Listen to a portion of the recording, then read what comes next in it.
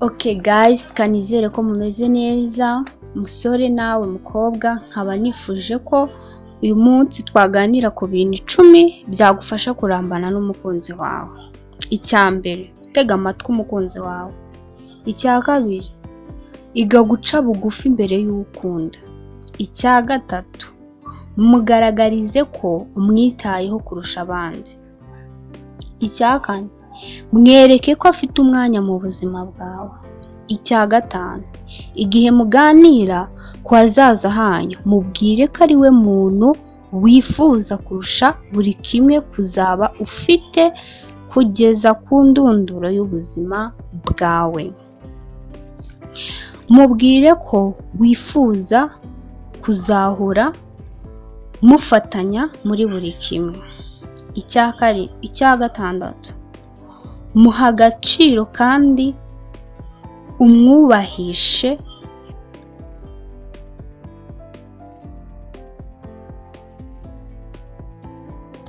Icya munani, irinde kugera mu nshuti zawe muri kumwe ngo usamare umwibagirwe.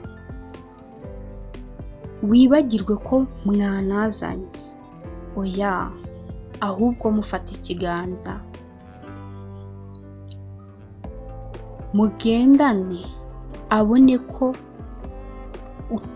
ataguteye ikimwaro mu bandi.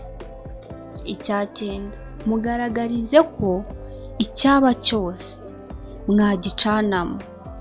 Icya cumi, irinde kumusaba ibirenze ubushobozi bwe. Nshuti yanjye, nukora ibyo, umukunzi wawe azabona ko ari wowe ukwiriye gukundwa, ari wowe akwiye guha umutima we wose. Murakoze kudutega amatwi.